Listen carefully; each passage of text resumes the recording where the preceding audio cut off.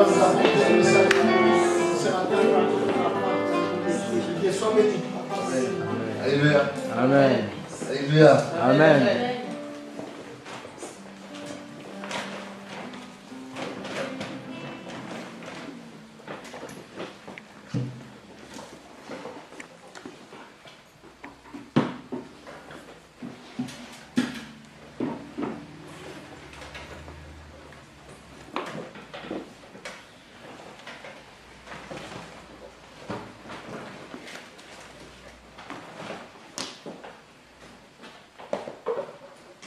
Bonjour à tous. Bonjour. Ça a été le week-end. Pas encore fini, mais bon.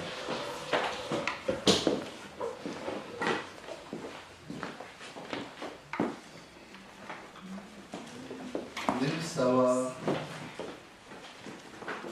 Déjà, je veux.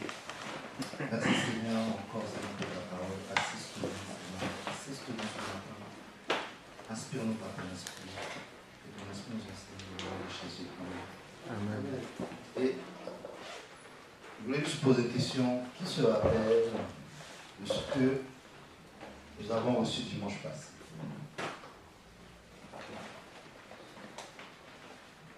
Pour voir si vraiment on prend le temps de relire ce que on nous enseigne ici. C'est bien beau de recevoir, mais il faut aussi réviser. Il faut se revoir à la maison. Vous devez savoir, on nous a parlé de quoi dimanche dernier? L'offrande. Amen. Qui consiste?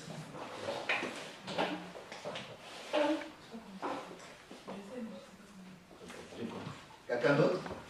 Il n'y avait pas que l'offrande. Hein?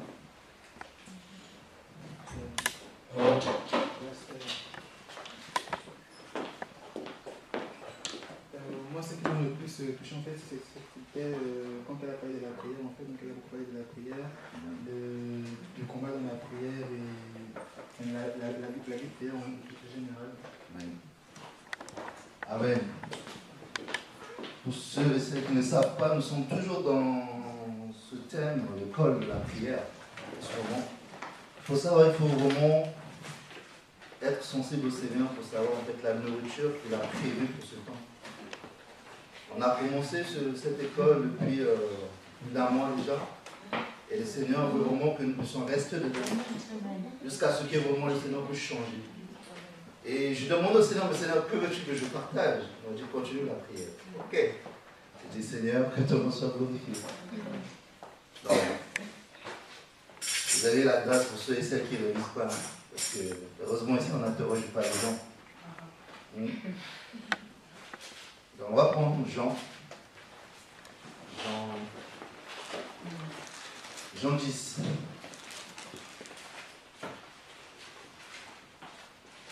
J'avais prévu un tableau, mais bon, peut-être qu'on n'est pas encore arrivé. Je vais éditer les.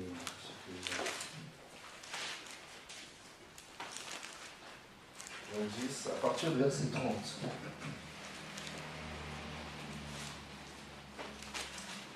Donc, la semaine dernière, on vous a parlé de la prière et l'offrande.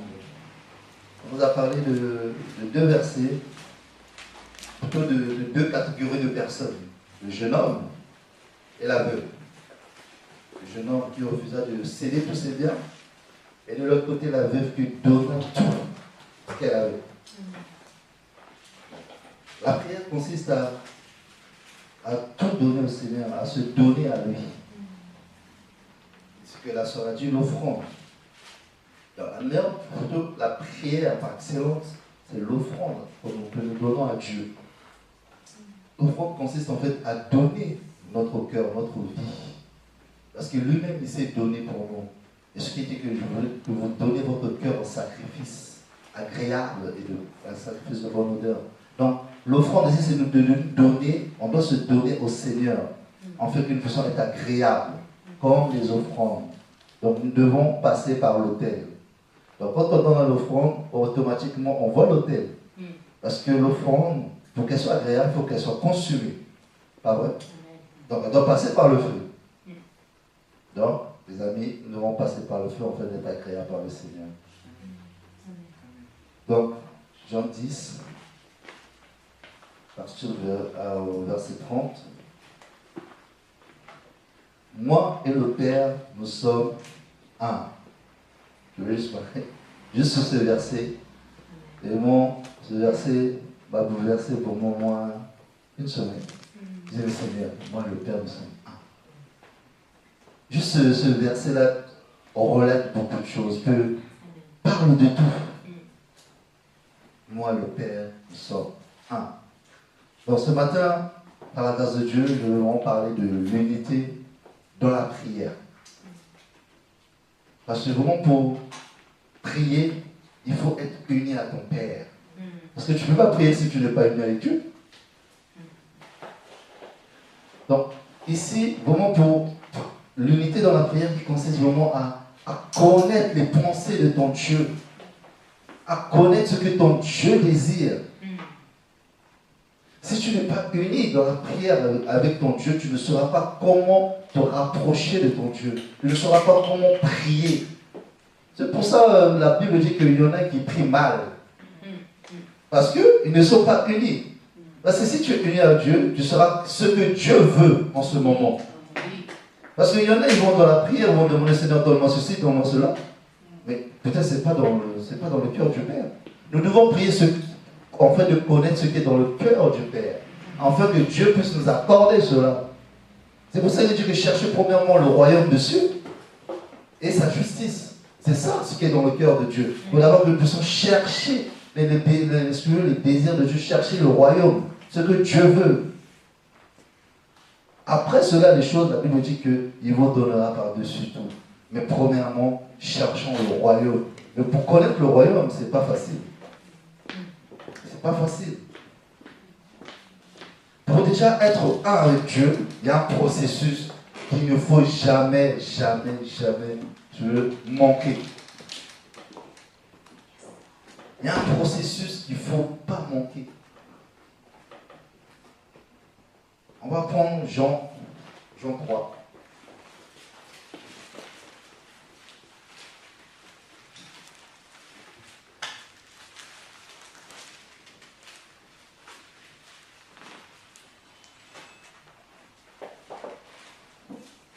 3 à partir du verset 3 à 8. Quelqu'un peut le lire, s'il vous plaît? Jean 3, verset 3 à 8. Le vent souffle où il veut et tu entends le bruit. Jean 3. Jésus répondit et lui dit, Merci. en vérité, je te dis, si quelqu'un n'est en haute, il ne peut voir le royaume de Dieu. Nicodème lui dit, comment un homme peut-il naître quand il est vieux? Peut-il rentrer dans le sein de sa mère et naître une seconde fois? Jésus répondit, en vérité, je te dis, si quelqu'un ne naît d'eau et d'esprit, il ne peut entrer dans le royaume de Dieu. Ce qui est né de la chair est chair, et ce qui est né de l'esprit est esprit. Ne t'étonne pas de ce que je t'ai dit. Il faut que vous naissiez d'en haut. Le vent souffle où il veut, et tu en entends le bruit, mais tu ne sais pas d'où il vient, ni où il va. Il est ainsi de tout homme qui est né de l'esprit. Amen. Donc vous voyez, non, avant toute chose, vraiment pour être en relation avec ton Dieu, il faut ce processus. Parce que si tu ne passes pas ce processus de naître d'en haut, d'eau et d'esprit, tu ne peux pas être en communion avec Dieu. Parce que Dieu est esprit. Donc Dieu ne veut que nous puissions être spirituels. Il veut que nous puissions, il veut renouveler notre être intérieur, notre esprit, afin que nous puissions être en communion avec lui. Nous devons naître d'en haut, de la parole. Nous devons naître d'eau et d'esprit. La parole, l'eau ici, c'est la parole qui est Christ lui-même. Donc nous devons être engendrés par Christ, afin que Christ puisse nous sceller de son esprit.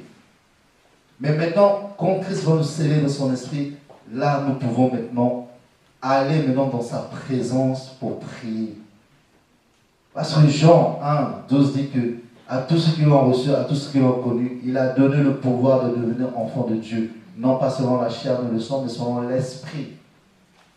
Selon son esprit. Donc pour devenir un enfant de Dieu, il faut naître d'esprit. Donc ce Dieu qui le donne, c'est Dieu qui fait de toi son enfant. Si tu t'approches de lui, si tu crois qu'il est mort et ressuscité pour toi, alors là, Dieu mettra ton esprit sur toi. Voilà, premièrement, ce processus afin maintenant d'être en communion avec Dieu. Parce que c'est l'Esprit de Dieu qui nous pousse, nous emmène dans la présence de Dieu. Qu'est-ce qu'est la prière? La prière, c'est la communication avec Dieu. La prière, c'est que tu communiques avec Dieu, tu parles avec ton Dieu, tu parles avec quelqu'un. La prière consiste vraiment à t'adresser à ton Dieu de tout cœur. Ce n'est pas des paroles en l'air qu'on s'approche de Dieu en va prononcer, non. C'est ce qui sont dans nos cœurs que nous devons vraiment ressortir auprès de Dieu. Parce qu'il va dire que vous m'adorez de vos lèvres, mais vos cœurs sont éloignés de moi. Donc à quoi bon de prier avec nos lèvres si nos cœurs ne sont pas là? Ce n'est pas des prières que Dieu agrée. La prière que Dieu agrée, c'est une prière qui vient du cœur profond. En profondeur, sincère. Communion ici qui veut dire koinonos en grec. Koinonos qui veut dire associé.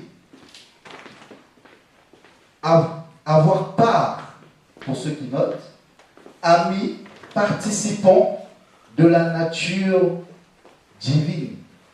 Ou de quelqu'un, d'un homme. Donc, communion, ici, ça veut dire koinonos en grec, qui veut dire associé, avoir part, ami, participant et être joint. Celui qui prend part à toute chose. C'est ça la communion, c'est ça la prière. Et dans communion, nous voyons union. Si nous séparons, l'unité, qui veut dire koinonia. Donc, K-I-O-N-O-N-I-A, ça veut dire communication, ça veut dire la même chose. La communion fraternelle. Amen. Est-ce que tout le monde suit? Amen. Si je vais trouver une musique de ralentir. Pour plus ou moins comprendre ce que Dieu veut nous enseigner ce matin. Amen. Donc, je répète, communion, si nous séparons, nous voyons union qui parle de l'unité. En grec, qui se prononce koinonia, c'est-à-dire communication ou communion fraternelle.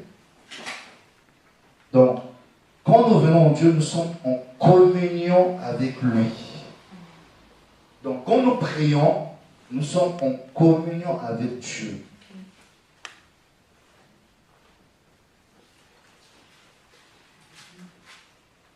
En Jean, parce que on va rester dans Jean, parce que les gens en fait relatent vraiment la divinité de Christ. En fait, il faut savoir que Christ est le modèle parfait.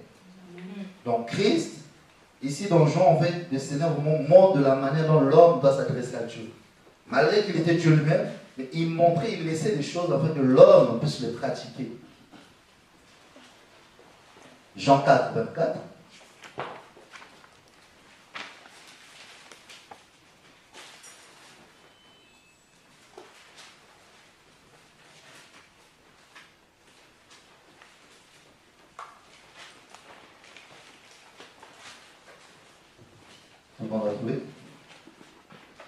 Dieu est esprit, il faut que ceux qui l'adorent en esprit et en vérité. Donc, pour être en communion avec Dieu, il faut que tu naisses, il faut que que ton être soit régénéré, que tu sois un homme spirituel. Est-ce que plutôt être spirituel, parce que pas homme spirituel, homme charnel. Parce qu'un homme charnel ne peut pas être en communion avec Dieu. C'est impossible. Malgré qu'il connaît Dieu, mais il ne peut pas être en communion avec Dieu parce qu'il est loin de Dieu. Encore pire, un homme animal. Il n'a rien de Dieu en lui. Malgré qu'il est la créature de Dieu, mais il ne peut pas rentrer en communion avec Dieu. Parce qu'au préalable, il n'a pas reçu l'Esprit de Dieu afin d'être en communion avec Dieu. Afin de pouvoir prier. Parce qu'il faut savoir que la prière, c'est l'offrande que nous offrons à Dieu. D'un cœur sincère, d'un cœur pur.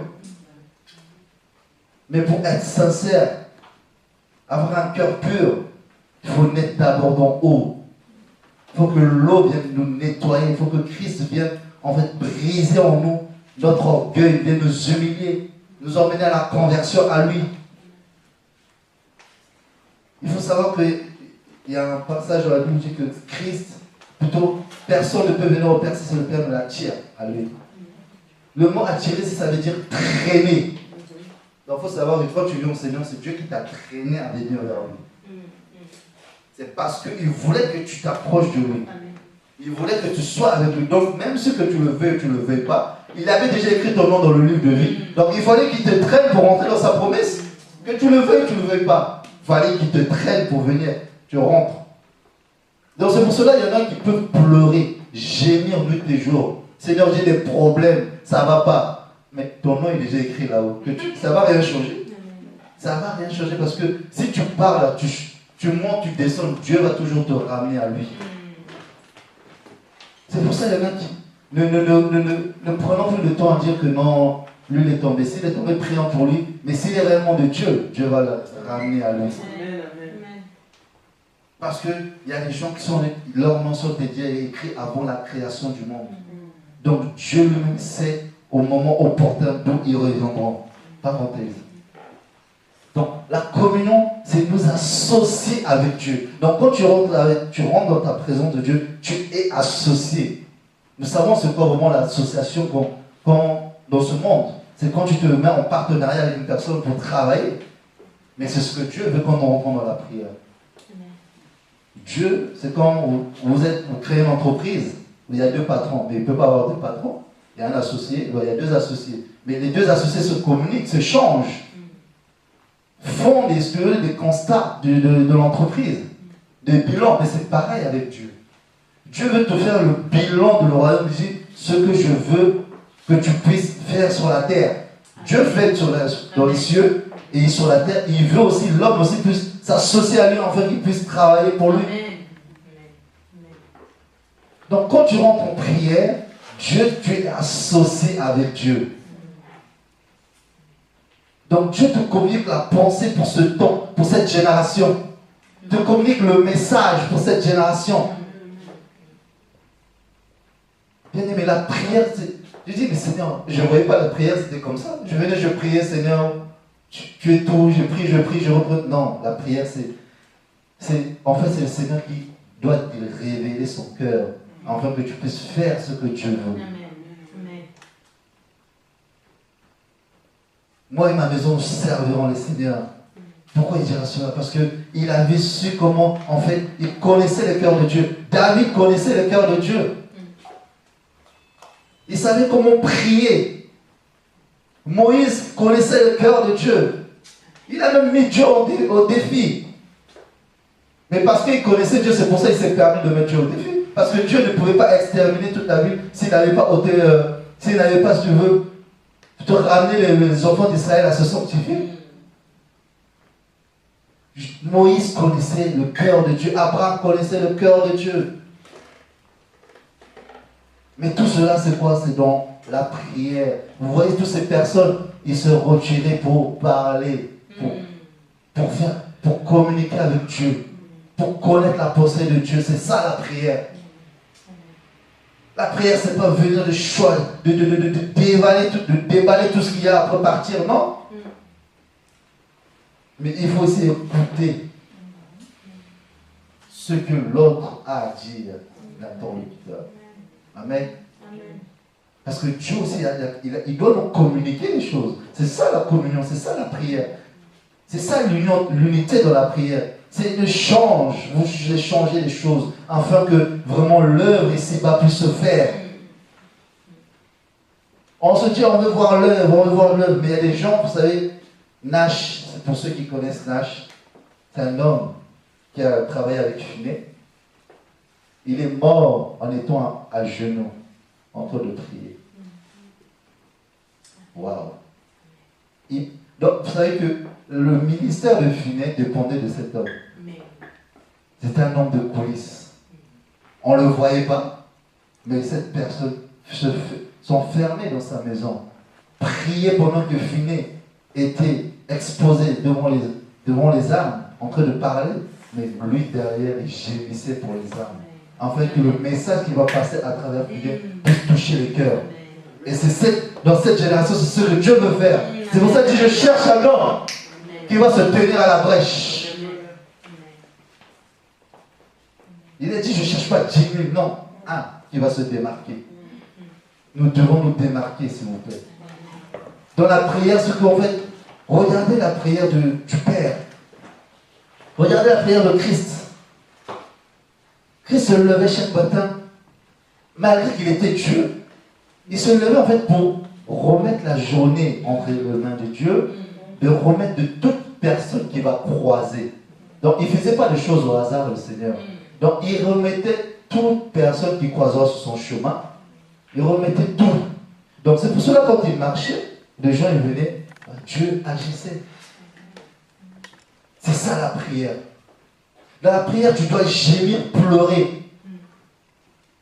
Tu dois pleurer à grosses gouttes pour ton frère, pour ta soeur. Parce que c'est l'amour qui nous pousse à prier pour les uns les autres. Si on n'a pas l'amour, on ne peut pas prier. Je dois prier que pour toi, tu es égoïste. On est égoïste. Mais l'amour de Dieu nous pousse à nous oublier. À être un sacrifice. De passer sur l'autel. En fait, d'être une offrande agréable pour les autres. Afin que les autres puissent profiter de toi, de la grâce que tu as mis sur toi. Nous devons changer notre façon de prier, mes amis. La prière, c'est avoir part à la nature divine de Dieu. Avoir part à la nature de Dieu. Donc quand tu rentres en prière, vous savez,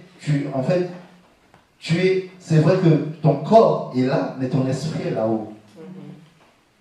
Donc, tu es avec Dieu comme ça, en esprit. Parce que tu as part à la nature divine de Dieu. Tu n'es plus sur le charnel, mais tu es dans le spirituel, dans la prière. C'est pour cela que quand Moïse est descendu de la montagne, il avait son visage rayonnait. C'est ça la prière. Quand tu sors de la prière, tu rayonnes. Tu participes à la nature de Dieu parce que Dieu est saint. Donc quand tu es dans la prière, dans sa présence, tu dois en fait recevoir de Dieu. Sa présence coule sur toi et c'est pour cela que tu vas rayonner. C'est pour ça que les gens se couvraient le visage quand ils voyaient Moïse venir parce qu'il rayonnait trop. Parce qu'il a participé à la nature divine de Dieu tout simplement dans la prière. Quand on entend la prière, on ne veut pas dire qu'on ressemble à Dieu, mais non, Dieu nous communique un peu de sa nature. Amen. C'est pour cela que Moïse était ferme, il savait, il connaissait son Dieu. Il faut connaître son Dieu quand on rentre dans la prière. Même si Satan peut se pointer, même si les problèmes se pointent, je dis non, ça c'est rien. Je connais mon Dieu. Je sais ce que mon Dieu a dit. Et où cette audace quand les choses se pointent devant nous. Parce que nous chrétiens, on ne connaît plus Dieu. On ne connaît plus ce Dieu-là que les Israélites craignent tellement. Même pour prononcer son nom, c'est difficile. Non, on a peur. Et plutôt on a reçu un esprit, non pas de timidité, mais un esprit de force. Tu fais de nous des enfants d'adoption. des participants à la nature de Dieu. Mais nous avons peur des problèmes. On doit vraiment bannir ces choses au monde. D'abord, quand tu rentres dans la présence de Dieu, tu dois vraiment être vraiment disposé de ton cœur. Ne viens pas dans ta présence avec tes raisonnements. Ne viens pas dans la présence de Dieu avec tes raisonnements, des murmures. Non, enlève toutes ces choses. Parce que Dieu est saint. En fait, quand tu pries, il va dire à Moïse, ôte les souliers. Donc, automatiquement, quand tu rentres, même dans ta chambre, ça se transforme en lieu saint. Tout à fait. Est-ce que vous m'avez saisi? Est-ce que vous m'avez saisi? En fait, quand tu rentres, quand tu fermes la porte, ça devient un lieu saint. Parce que Dieu descend. Donc, dans la sainteté de Dieu, il n'y a pas de péché. Vous avez saisi? Donc, c'est ça l'importance de la prière. Donc, quand tu pries, à chaque fois que tu pries, là où tu es, même si c'est dehors, là où tu vas te retrouver, ça se transforme en lieu. C'est pour ça que les gens te regardent bizarre. Tu leur as rien fait. Mais, je dis, mais les gens ils changent de place. Je me rappelle un jour, j'étais dans le métro à Paris, plutôt dans le RER. À l'époque, c'était en 2008. Je prends le train. Je commence à chantonner dans mon cœur. Je chantonnais le louange du Seigneur. C'était dans mon cœur. Mais la dame qui était à côté de moi, elle s'est levée promptement.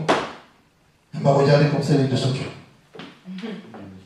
Bon, moi, je t'ai rien fait. Après, quand je réalise, c'est parce que là où j'étais, parce que j'adorais le Seigneur, c'était devenu un lieu saint. La présence commençait à déranger. Même quand tu es dans le train, quand tu pries, et si les gens qui sont possédés là, ils vont venir ou te gifler, ou ils vont fuir. Parce qu'il y a des sœurs récemment qui m'ont témoigné, on leur a renversé du jus parce qu'ils chantaient à la gloire de Dieu, ils marchaient, ils chantaient bien. Quelqu'un est venu, oh, vous avec votre Dieu là, on leur a renversé du jus. Ici à Nantes. Parce que nous, oh my God, merci Seigneur, nous portons l'arche de l'alliance avec nous.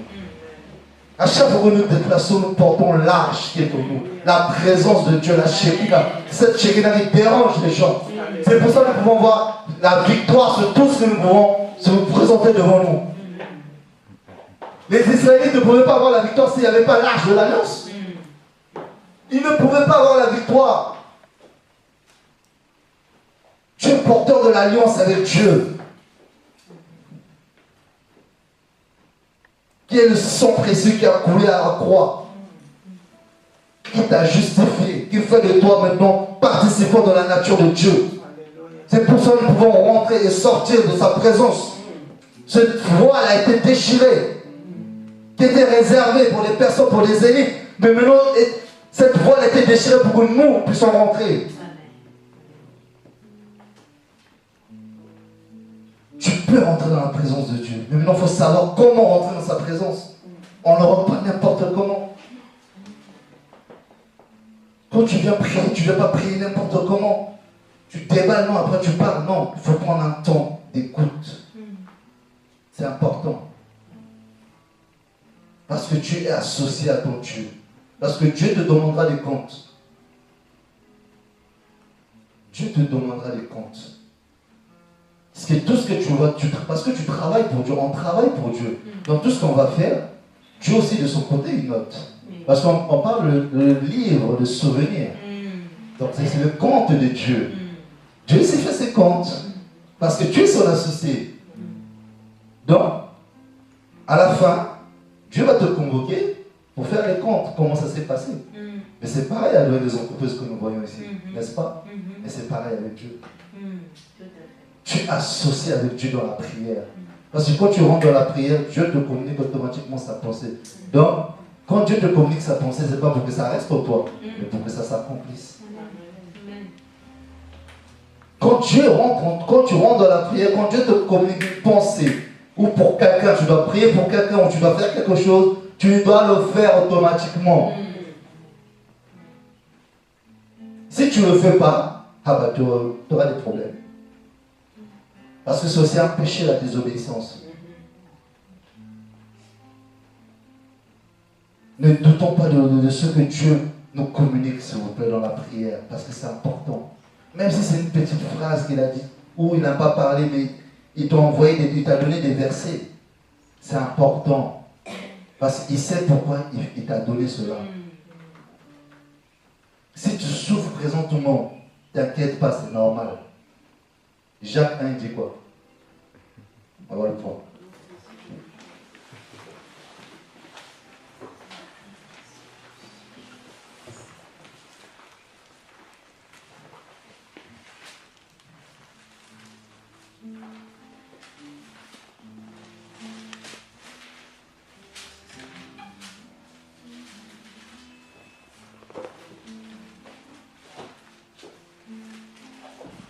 Jacques 1 dit quoi? Mes frères, regardez comme un sujet de parfaite joie quand vous êtes exposés à les diverses épreuves. Verset 2. Donc c'est une joie. Parce que si tu souffres, c'est parce que Dieu, vu que tu es son associé, mais il faut que tu sois comme lui. Il faut que tu sois saint. Donc si tu souffres, c'est parce qu'il te nettoie, il te purifie. Tu es l'associé de Dieu. Dieu ne s'associe pas avec n'importe qui. Il s'associe avec des personnes qui sont saintes. Donc c'est pour cela, si tu souffres, Dieu est en train de te purifier. Parce qu'il veut faire quelque chose de merveilleux avec toi. Il veut t'envoyer quelque part. Il va t'envoyer dans des villes, dans des nations où on ne sait pas. Mais pour cela, il faut d'abord que Dieu te prépare, Dieu te nettoie, Dieu te forme. C'est ton patron, il doit te former. De donner une formation, mais c'est ça la formation. Enfin, d'être capable de pouvoir parler de sa part maintenant. Parce que souvenez-vous ce que le Seigneur va dire, on ne donne pas des choses saintes aux poursuites. Pour qu'il puisse te donner des choses saintes, il doit te dépouiller. Il doit enlever tout ce qui est sale en nous. Mais c'est pour cela, pour connaître notre cœur, nous devons entrer dans la présence de Dieu. Parce que c'est dans la présence de Dieu que Dieu révèle l'état de notre cœur. L'importance de la prière. Hier, le frère Mao nous a fait rire hier. En les exposant un peu ce qui s'était passé à Cholet. Vendredi, ils sont partis pour prier. Il a dit aujourd'hui, on prie seulement, on va que prier. Et là-bas, ils ont pris l'habitude de chanter, de louer. Quand on a dit prier, c'était difficile. Et quelqu'un qui se lève au milieu d'eux qui dit, mais chanter aussi, c'est prier 2 fois. Et je dis, ah bon? Et le frère, il a regardé la personne qui vous a dit que louer, ça veut dire prier 2 fois. Non. Louer, c'est louer. Prier, c'est prier.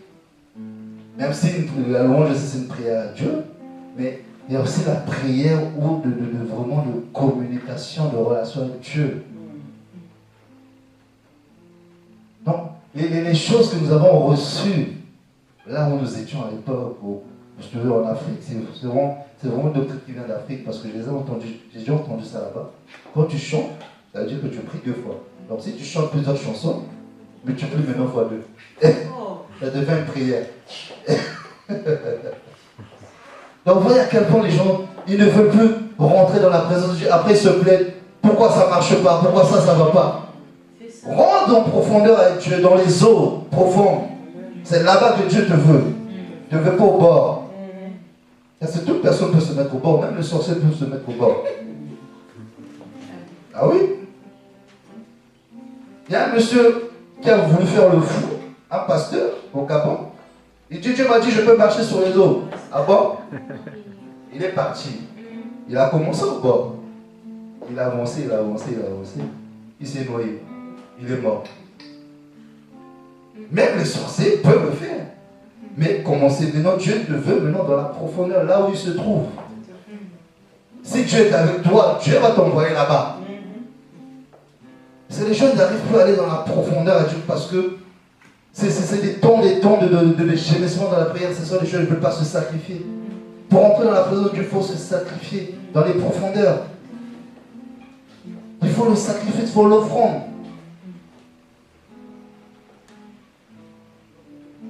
Il faut l'offrande, les amis. La communication, ça veut dire être joint avec Dieu. Tu fais qu'un avec Dieu. C'est pour ça que Jésus va dire, moi le Père, nous sommes qu'un. C'est ce verset qui m'a bouleversé pendant cette semaine.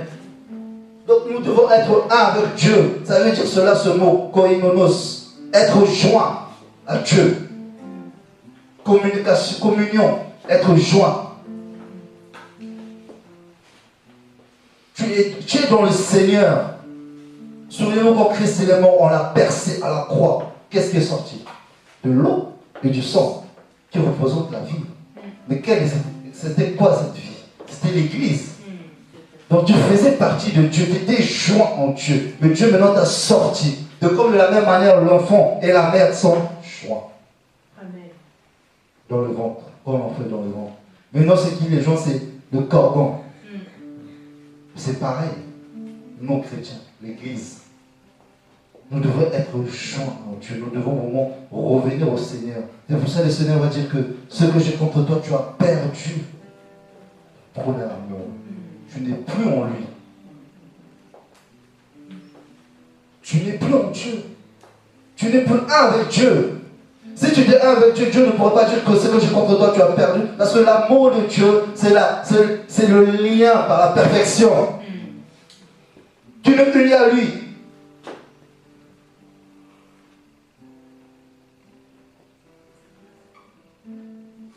Nous devons vraiment saisir l'importance de la prière, mes amis. Parce que la prière, c'est important. Ce n'est pas quelque chose à laquelle nous devons jouer. Nous apprenons Jean 11.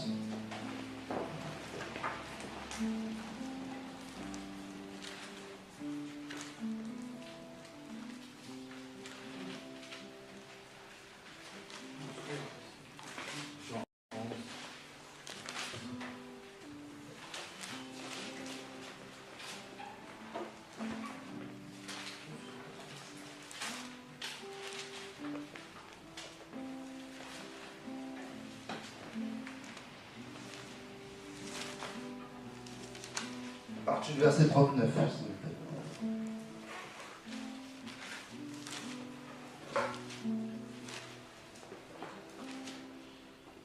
Il est écrit dans Jean 11, verset 39. Jésus dit, ôtez la pierre. Marthe, la sœur du mort, lui dit, Seigneur, il sent déjà, car il y a 4 jours qu'il est là. Jésus lui dit, ne t'ai-je pas dit que si tu crois, tu verras la gloire de Dieu? Ils ôtèrent donc la pierre du lieu où les morts étaient couchés. Et Jésus leva les yeux en haut et dit, Père, je te rends grâce de ce que tu m'as exaucé. Pour moi, je savais que tu m'exauces toujours, mais je parlais à cause de la foule qui m'entoure, afin qu'ils croient que c'est toi qui m'as envoyé. Amen. Amen. Et ayant dit ces choses, il cria à haute voix, Lazare, sort. Donc, Jésus ici savait que Dieu l'exauce toujours. La prière, il faut s'attendre à l'exaucement. Mais de quelle manière? De quelle manière? On peut tous prier, mais on n'attend pas souvent l'exaucement. Mais quand tu pries selon la volonté de Dieu, ici, je vais un peu relater cet épisode. Lazare va mourir et les sœurs de Lazare vont envoyer quelqu'un pour prévenir le Seigneur. Le Seigneur, on est venu lui prévenir que Lazare est mort. Mais qu'est-ce qu'il a fait le Seigneur? Le Seigneur a pris tout son temps. Est-ce que le Seigneur s'est précipité tout de suite? Non, il faut y aller. Non. Le Seigneur, ce qu'il va faire, il va prendre son temps. On dit ça, ils disent que ça fait plus de 4 jours, c'est ça? 4 jours. 4 jours qu'il est dans le tombeau. Donc le Seigneur a pris 4 jours pour venir. Et pourtant, ça faisait 4 jours qu'il avait pris la nouvelle. Mais il est venu seulement au 4e jour. C'est-à-dire que quand tu rentres dans la prière avec Dieu, il ne faut pas se précipiter. Il y a des choses qui peuvent se faire devant toi. Tu peux prier, mais si Dieu ne t'a pas dit, fais ceci, ne fais pas. Mais maintenant, pour connaître si Dieu a dit ne fais pas ça, ne fais pas ça, tu rentres dans la prière. C'est pour ça que Joseph va dire, c'est notre Père, je sais, tu m'exauces toujours. Et je prie et il dit quoi? Je savais bien que tu m'exauces toujours, mais là, j'ai dit à cause de la foule qui est autour de moi. Donc quand tu es dans la prière en tant qu'enfant de Dieu, tu vas connaître quel est le moment de l'exaucement. Quel est le moment où tu ne dois pas, tu veux faire quelque chose. Quel est le moment où tu dois savoir où c'est bon, tu peux faire. Parce qu'on ne fait pas des choses précipitamment. Parce que Dieu est un Dieu d'ordre. Et c'est aussi un Dieu qui prend son temps.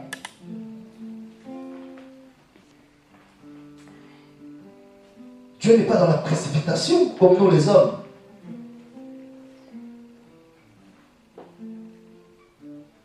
Jésus va venir au 4e jour. Il a dit, Père, tu m'exauces toujours. Chrétien, tu dois être à cette situation. Si tu es joint à Dieu, Dieu va toujours t'exaucer. Dieu va toujours te répondre. Si réellement tu es spirituel, tu es né d'en haut, tu fais partie de la nature de Dieu, Dieu va toujours t'exaucer. Même si ce n'est pas aujourd'hui, mais Dieu va toujours t'exaucer. Il faut savoir, Dieu exauce toujours. Dieu exauce toujours. Même si ce n'est pas aujourd'hui que tu as prié, peut-être demain, après-demain, dans 5 ans. Mais il va exaucer. Donc, si tu es dans une situation où tu ne vois pas l'exaucement de Dieu tout de suite, repars encore voir celui qui exauce. Et dis, Seigneur, pourquoi ça ne vient pas? Si il te répond, c'est parce que tu dois d'abord travailler la patience. Il y a des choses, si ça ne vient pas tout de suite, c'est parce qu'il doit travailler quelque chose en moi. Parce que moi, si mon fils me demande, papa, achète-moi ceci, et je vois que ce n'est pas conforme à son âge, je ne peux pas lui acheter. Mais oui. Quand peut-être il sera plus grand, mature, là je peux lui donner parce que avec la maturité qu'il aura, il pourra savoir comment gérer la chose. Mais s'il me donne ça tout de suite, on risque de casser. Comme le font souvent les enfants, on leur achète des jouets et ils cassent tout de suite. C'est pareil avec Dieu. C'est pareil. Jean 5, 19.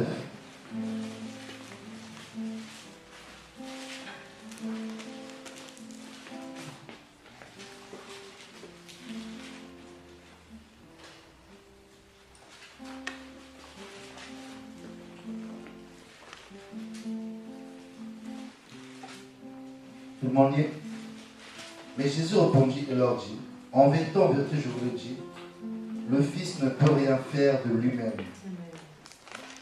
Il ne fait que ce qu'il voit faire au Père. Et tout ce que le Père fait, le Fils le fait pareillement. Donc, ce que je disais au début, donc, tout ce que tu dois faire, laisse-moi te dire, mon frère, ma soeur, tout ce que tu dois faire ce que Dieu fait. Vous avez compris? Si Dieu veut que tu fasses quelque chose, si tu vois Dieu faire quelque chose, parce que tu es participant dans la nature de Dieu, tu es associé avec Dieu, dans la prière, Dieu va te dire de faire ceci. Ce que Moïse a construit le tabernacle en voyant l'image céleste, ce qui était déjà en haut. Donc il a reproduit seulement ce qui Papa lui-même a créé. Chrétien, tu dois reproduire toi-même ce que ton Père a fait. Christ va dire quoi? Vous ferez des miracles, vous ferez tout ce que j'ai fait, vous le ferez encore plus. Mais pour cela, il faut être associé de Dieu, uni avec Dieu. En étant charnel, tu ne peux pas arriver à ce point. Mais en étant spirituel, là tu peux.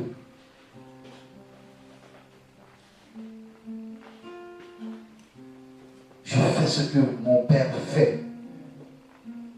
Donc, laisse-moi te dire, si tu es enfant de Dieu, tu ne peux pas faire ce que le Père ne fait pas. Donc, si tu veux le faire, le Père ne fait pas ça, toi aussi ne le fais pas. Fais les choses fais ce que ton Père fait. ce qui te communique en intimité, ce qui te communique dans sa présence. Fais-le. Copie ton Père. C'est vrai, on a des hommes aussi modèles dans ce monde.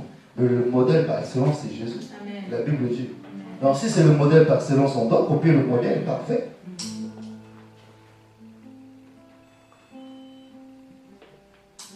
Jacques 5, s'il vous plaît.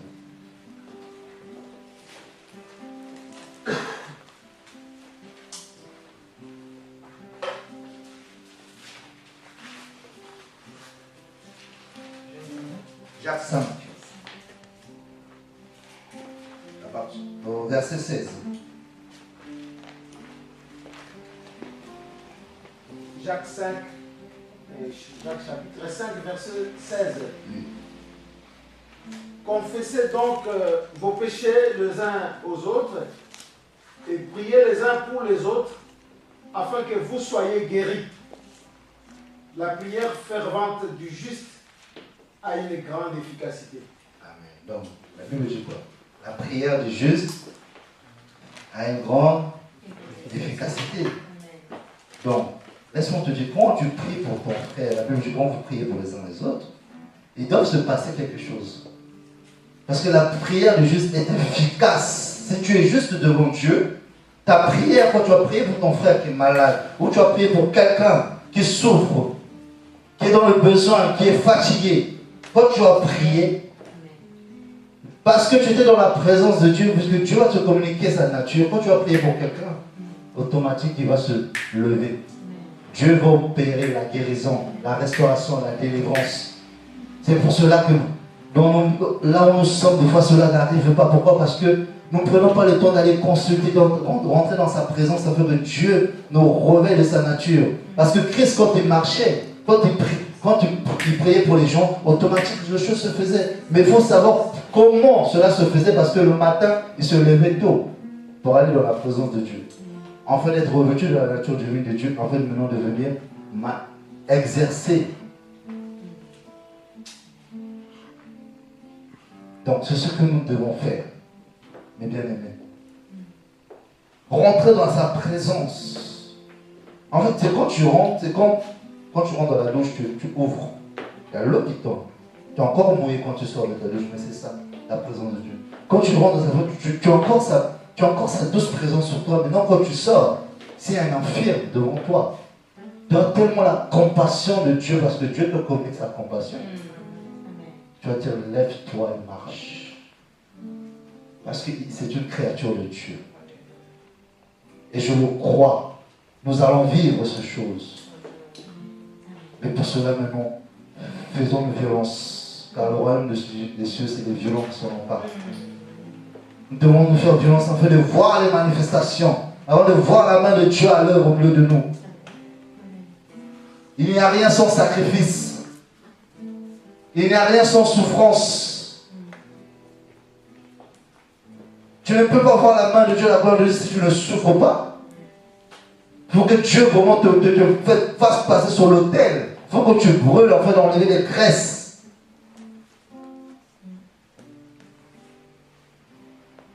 Afin que tu sois une viande maintenant agréable à Dieu.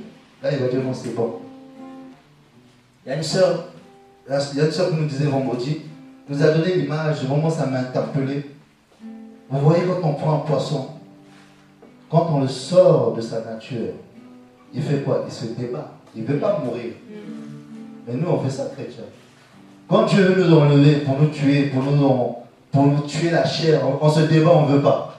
On veut retourner là où nous étions. Le poisson, si tu le sors de lui, il va se débattre pour retourner dans l'eau. Il ne veut pas mourir. Chrétiens, on est pareil. On ne veut pas mourir quand Dieu nous prend pour nous tuer la chair. On se débat. Non, Seigneur, je ne veux pas. Mais il faut que tu meurs, en fait, que tu puisses porter du fruit.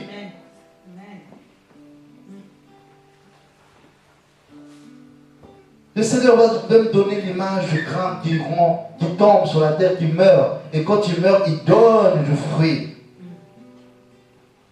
Ce grain qui meurt va donner du fruit. Et beaucoup de fruits. Donc, pour donner beaucoup de fruits, tu dois mourir à soi. La mort à soi-même. Et maintenant, il faut demander à Dieu, Seigneur, brise-moi, taille-moi, donne-moi la forme qui te plaît. Élimine tout ce qui n'est pas de toi en moi. Je veux mourir afin que je puisse porter du fruit. Parce que si tu ne meurs pas, tu ne peux pas porter du fruit, même si tu te dis chrétien. C'est vrai, quand on vient au Seigneur, c'est notre être spirituel qui change, c'est notre être intérieur qui est renouvelé et régénéré. Mais le sang reste le même. Mais dans le sang, il y a tout. Le caractère de nos parents, ce que nous avons hérité. Cela ne change pas quand on vient au Seigneur. C'est ton être spirituel intérieur qui change. Mais maintenant, le sang, le caractère, tu dois prier pour que Dieu change cela. Mais il y en a qui ne veulent pas. C'est bien, tu es né de nouveau, tu es né d'en haut. Mais le sang ne change pas quand tu viens à la nouvelle naissance. Laisse-moi te dire. Parce que le sang, c'est la vie. Le sang, il y a tout. L'âme, il y a tout dedans. Il y a tous les chromosomes de tes ancêtres en toi. Mais pour maintenant, pour briser toutes ces choses, tous ces liens, tu dois vraiment gémir dans la prière afin que Dieu vraiment enlève cela. L'homme a 23 chromosomes. L'homme et la femme, donc ils donnent les deux chacun son chromosome afin de faire un. Dans le chromosome de ta mère, de ton père, quand tu as vu en toi, donc ce sont les caractères de ta mère qui viennent dans la famille de ta mère, le caractère de ton père, de la famille de son père. Donc tout se retrouve en toi. Maintenant, tu dois prier maintenant pour enlever tout ça. Amen. Mais tout cela, c'est dans la prière. Ne négligeons pas ces choses. Parce que les gens qui disent, oui, je suis venu en Christ, je suis né de nouveau maintenant, il n'y a rien qui peut me condamner. Mais laisse-moi te dire, tu as le sang. Dans ton sang là, ça parle le sang. Il y a des gènes, il y a des empreintes. Dans ton sang, tu as plusieurs empreintes. C'est pour ça qu'on établit l'arbre généalogique. À travers un sang, on peut trouver d'où tu viens, de quelle famille tu descends. Imaginez-vous, le sang. Il y a tellement de choses que nous portons en nous. Mais s'ils ne sont pas dans la profondeur de Dieu, Dieu ne peut pas nous révéler ce que nos ancêtres ont fait afin que je sois libéré. Des fois, quand on dit à un enfant, il est turbulent. Quand on voit c'est son père qui est turbulent. Quand on voit un enfant qui parle trop, on voit c'est sa mère et le caractère de sa mère. On dit souvent ça. Et ce sont les chromosomes que l'enfant a hérités. Amen. Mais maintenant, pour que Dieu vraiment te façonne, que Dieu vraiment enlève cela, va dans la profondeur. Dieu va te révéler ces choses. Ce que tu dois faire, comment tu dois prier. On ne prie pas comme ça. Dieu va te révéler comment tu dois prier par rapport à ce problème. Par rapport à cette situation. Parce que nous avons beaucoup de liens en nous. Les liens familiaux, là, c'est tellement vaste. On ne sait pas avec qui nos parents ont fait des pactes, nos grands-parents, les anciens avec qui on ne sait pas. Mais pour être vraiment libre réellement, il faut vraiment aller dans la profondeur. Oui, ton âme est libérée du péché, mais le sang, il faut qu'il soit vraiment purifié.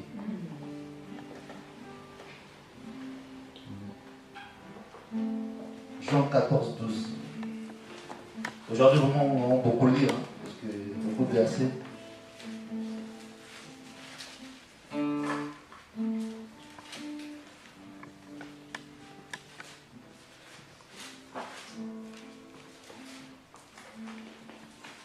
Jean 14, 12 dit.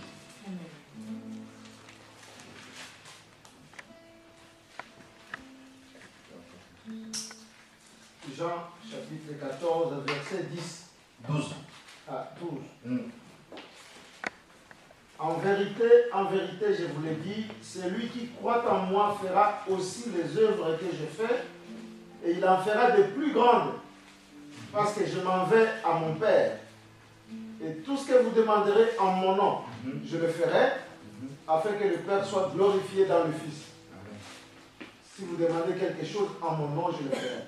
Amen. Donc, ce que tu demandes en prière, Tu demandes que Dieu ôte pour moi les liens de mes familles qui est attachée à moi. Dieu va le faire. Mais pour cela, rentre dans la profondeur, dans l'intimité avec Dieu. Dieu exauce toujours, veille sur sa parole, afin que sa parole s'accomplisse. Mais ça a aussi de faire notre part. N'attendons pas que Dieu toujours devienne. Non, fais ta part. En tant qu'enfant de Dieu. Tu as reçu l'Esprit de Dieu. C'est une capacité qui te donne pour faire certaines choses. C'est cette capacité qui te pousse dans sa présence. À le chercher. On va reprendre 1 Thessaloniciens, s'il vous plaît, on va faire lire. 1 Thessaloniciens 5, 17.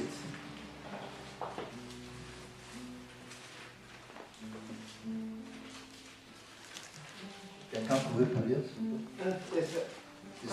Thessaloniciens 5, 17. 1 Thessaloniciens 5, 17. Rendez grâce en toutes choses, car c'est à votre égard la volonté de Dieu en Jésus-Christ. Non, priez son 17. Ah, 17. C'est pas le nom. Là, c'est Jésus 18. 1 Thessaloniciens. Priez sans cesse. Amen. Donc, voici l'importance. Priez sans cesse, mes amis. Priez sans cesse. Je vais vous donner les versets que vous allez écrire, que vous continuerez à lire à la maison, chez vous. Et nous allons passer sur la deuxième partie qui dit que Dieu n'exauce pas la prière du pécheur. Là, nous avons vu la communion, l'unité dans la prière. Nous allons passer à la deuxième partie qui parle de Dieu qui n'exauce. Pourquoi Dieu n'exauce pas la prière d'un pécheur? Dans les versets que je vais vous donner, vous allez lire Éphésiens 6, 18 chez vous, Luc 18, 1, Luc 21, 36, Matthieu 26, 41, Matthieu 7, 7. Ah, excusez-moi. Donc, je répète, Éphésiens 6, 18, Luc 18 au verset 1, Luc 21, verset 36, Matthieu 26, 41, Matthieu 7, 7, Matthieu 21, 22, Marc 11, 24, 1 Samuel 23, 2. Tout le monde a compris, c'est bon?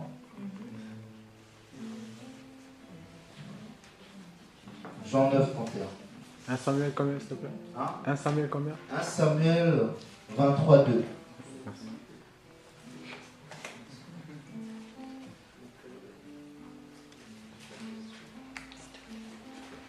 Jean 9, on va prendre maintenant Jean 9.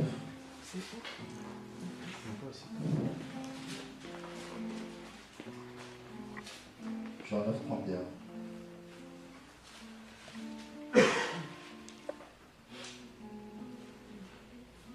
Jean chapitre 9, verset 31. Nous savons que Dieu n'exauce point le pécheur. Mais si quelqu'un honore et fait sa volonté, c'est celui-là qu'il exauce. Amen. Amen. Amen. Donc, si quelqu'un fait sa volonté, il l'exauce. Donc, laisse-moi te dire, mon frère, ma soeur, ce matin, si tu n'es pas dans la volonté de Dieu, quand tu pries, Dieu ne peut pas t'exaucer. Si tu es dans le péché quelconque, parce que le péché, si tu veux, empêche l'action de Dieu de s'accomplir dans nos vies. Donc, si tu es dans un péché, même si tu pries, le Seigneur ne va pas exaucer. Parce que le péché, si tu veux, est une barrière qui bloque tout. Ça bloque la communication, il n'y a plus de réseau. Si tu es dans le péché, tu n'as plus le réseau. Donc tu ne peux plus être en communication, tu ne peux plus avoir la Wi-Fi avec Dieu. Tu ne peux plus être en communication avec Dieu.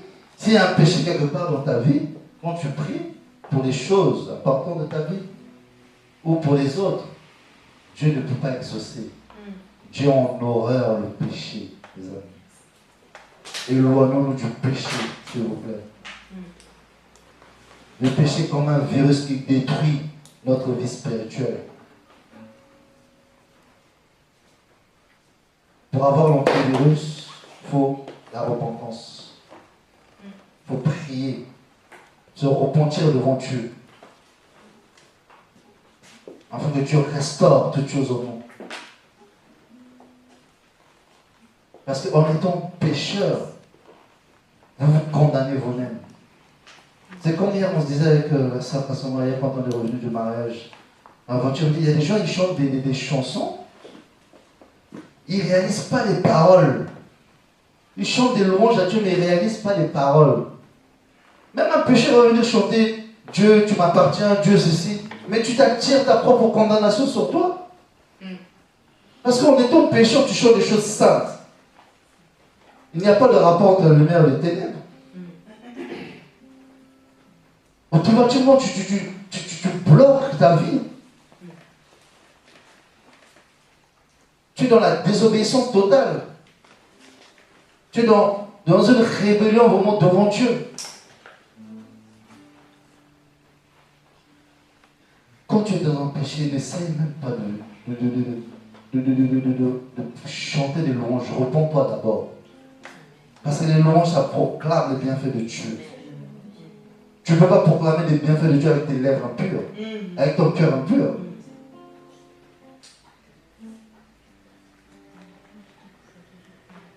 C'est pour cela que quand nous rentrons dans la présence de Dieu, la première chose que nous devons faire, c'est nous repentir. Parce qu'il y a des choses que nous faisons. Des fois, nous ne sommes pas conscients de ce que nous faisons. Et seul Dieu qui connaît les profondeurs du cœur, il sait et nous révèle ces choses. Et ce que nous devons faire tout le temps, c'est de nous repentir premièrement avant de nous engager dans une relation avec Dieu. Parce que si tu engages tout de suite dans une relation avec Dieu, mais Dieu, il y a quelque chose qui va bloquer. Des fois, tu vas ramer dans la prière, tu ne comprends pas. Oui, parce que, repens-toi d'abord, il y a quelque chose. Donc si tu vois que tu rames là, c'est lourd là, repens-toi, c'est toi-même. C'est toi-même, tu es le problème de ton problème. C'est comme le frère Isaïe disait, tu es le sorcier de ta vie.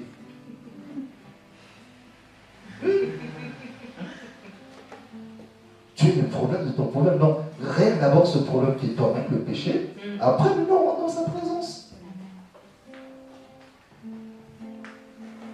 Mais regardez, même le monde nous enseigne, mes amis. Un prisonnier, quand il est en prison, on le fait quoi? Il y a des prisonniers, on leur donne le costume pour se présenter devant le magistrat. On les lave, on les nettoie, on leur coupe la barbe. C'est si tu veux l'image de la pureté. Quand tu rentres dans ta présence, fais d'abord ce pas-là de te nettoyer intérieurement. Quand tu viens devant ton Père, te présenter, mais fais d'abord cela pour nettoie-toi d'abord. Demande, implore la grâce, le pardon de Dieu.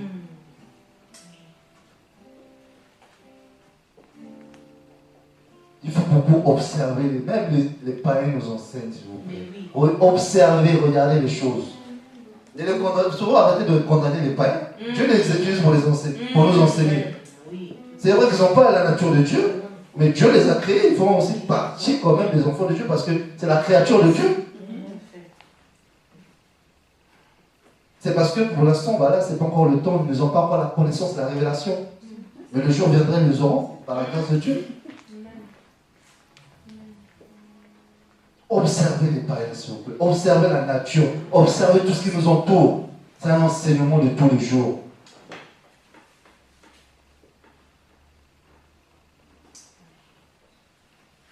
Même chez les Juifs, avant de rentrer quelque part, à l'époque, on leur nettoyait les pieds. Donc tu ne pouvais pas rentrer avec la poussière chez quelqu'un. Il fallait d'abord qu'on te nettoie d'abord. Avant de rentrer dans la présence de Dieu, nettoie-toi d'abord. C'est pour ça qu'autour du parvis, il y avait le bassin de purification. Le bassin de purification pour représenter, si tu veux, la repentance, le pardon. Avant de rentrer dans le temple.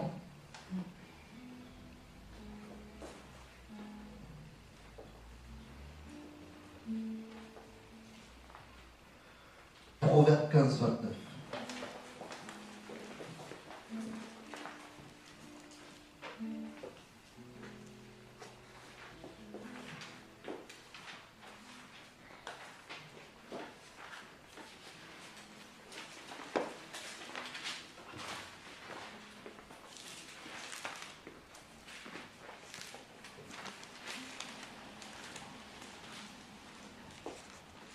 Proverbe chapitre 15,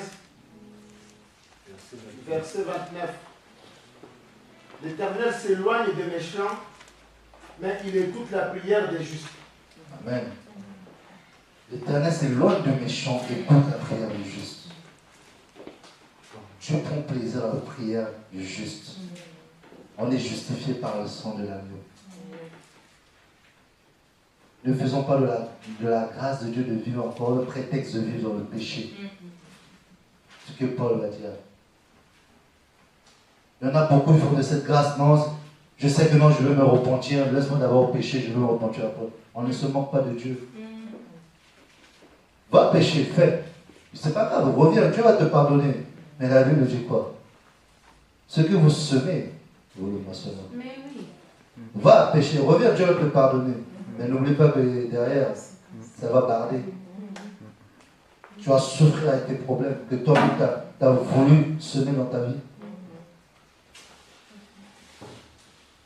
Oh non, laisse-moi d'abord m'amuser.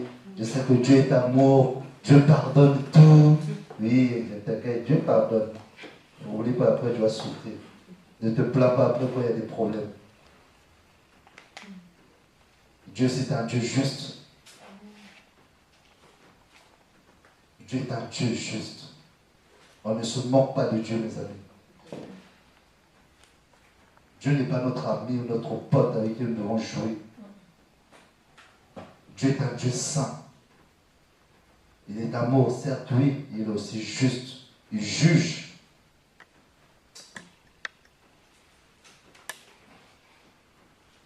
Quand on parle de la verge, c'est quoi? C'est de redresser ses enfants. C'est de redresser.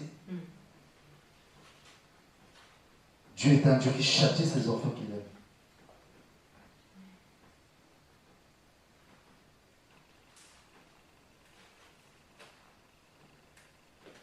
Donc, il n'exauce pas la prière d'un insensé. Si tu te trouves dans une situation, mon ami, reprends-toi maintenant. Si tu te trouves dans une situation qui ne va pas devant Dieu, même si devant les hommes ne voient pas, mais Dieu voit toutes choses. Dieu connaît nos cœurs, nos pensées. Même si tu as pensé, tu as péché en pensée, nous devons nous repentir. Afin d'être agréable à Dieu. Afin que nos prières soient efficaces. Parce que la prière, quand tu pries, elle perd son efficacité en étant dans la duplicité, dans le mélange. Parce qu'en étant dans le mélange, la prière n'a plus d'effet. Tu exposes tes propres enfants. Tu exposes ta famille à des démons, à des attaques des sorciers. Il n'y a plus la protection divine. Parce que ta prière n'est plus efficace. Elle manque de force pour combattre, pour percer le ciel. Souvenez-vous la prière de l'homme qui a été, de cet homme, de ce prophète qui a été, si tu veux, arrêté dans les airs par les démons. Dieu a dû dépêcher un ange. Mais il faut que nous menons nos prières puissent percer.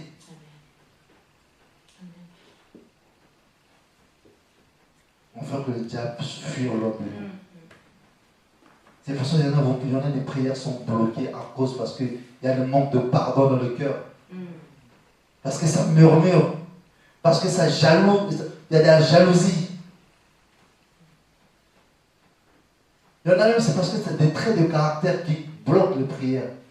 Parce que ça parle mal. Parce que c'est parce que ça ne veut pas reconnaître les torts. Dieu te dit reconnais, c'est pas grave. Prends sur toi. Non, c'est bien. Ça m'a fait mal. Mais si ça t'a fait mal, c'est bien. Parce qu'il y a quelque chose qui doit enlever. Il y a quelque chose en toi.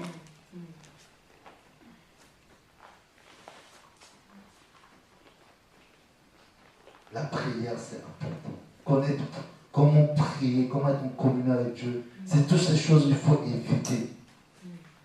C'est tout un processus. Examinons-nous chaque jour pour savoir si nous vous appartenons toujours à Dieu, si nous sommes toujours sur ces chemins, sur la droiture.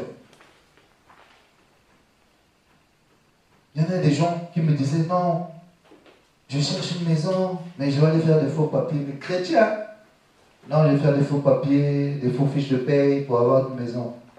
Oh, après, ils mettent Dieu dans l'affaire. Oh non, je vais prier Dieu pour que ça s'accomplisse. Mais tu te fous de qui? Ne mélange pas Dieu avec tes torchons, avec tes trucs. Il y en a, ils ont l'audace de mélanger Dieu avec leurs problèmes. Dieu ne met pas là-bas, mais vous mettez Dieu dedans. Après, quand ça marche pas, oh non, Dieu, tu as vu, c'est toi. C'est même pas Dieu. Parce que tu fais le... Il y a un mélange dans ta vie. Pour avoir du boulot, tu vas bourrer ton CV des choses que tu n'as jamais faites dans ta vie. Tu vas bourrer ton CV des... Je dis, mais... Le patron a dit, ah non, la personne a beaucoup travaillé dans sa vie. Maintenant, quand tu viens en entretien, là, bon, t'as fait quoi? Je sais pas, mais j'ai oublié, ça faisait longtemps. Attends, pauvre. On se ridiculise devant même les païens. Si tu n'as pas fait, tu n'as pas fait. Parce que, on a chanté tout à l'heure. Des fois, quand on chante, réalisant les paroles, mon Dieu s'élèvera. Mon Dieu agira. Ça veut dire quoi? Même si tu n'as pas d'expérience, là-bas il y a un boulot, on cherche quelqu'un. Fais ton CV, s'il n'y a que 2 lignes, va déposer. Prie dessus. Va déposer. C'est toi qu'on va appeler. Si Dieu te veut là-bas, on t'appellera. Même si tu n'as pas d'expérience, ne cherche pas si tu veux, à aider Dieu. On n'aide pas Dieu en faisant les choses par nous-mêmes. Arrêtez de aider Dieu. Vous allez vous être foudroyé comme cet homme qui a voulu rattraper l'arche. On n'aide pas Dieu. C'est Dieu qui nous aide. Et c'est ce qui est bien pour nous. Donc arrêtons d'être dans le mensonge, dans la fausseté. Il y en a pour demander des papiers, ils vont y inventer des histoires mais, qui n'ont jamais existé. Des guerres qui n'ont jamais existé dans leur pays. Pour avoir l'asile. Même Moïse, plutôt Abraham a fait cela. Vous le savez ça?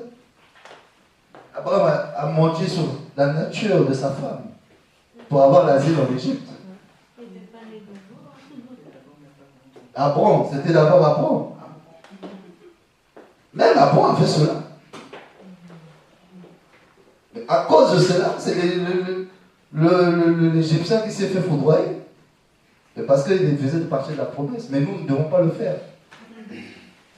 C'est contraire à l'esprit de Dieu, c'est contraire à la nature de Dieu. C'est contraire à Dieu, toutes ces choses. Parce que ça détruit en nous le témoignage.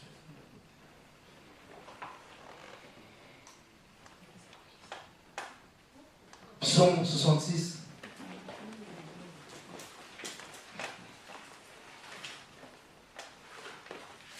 Psaume 66, verset 16.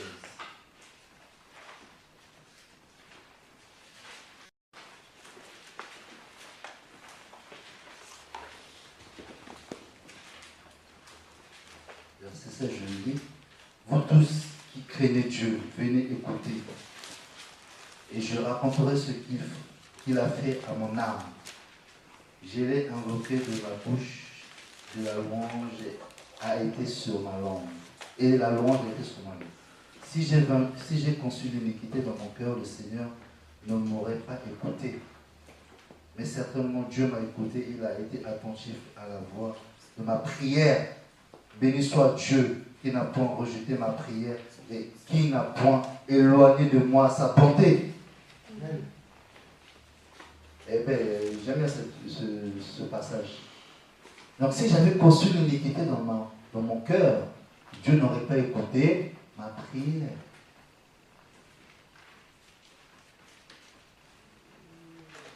Ésaïe 1,15.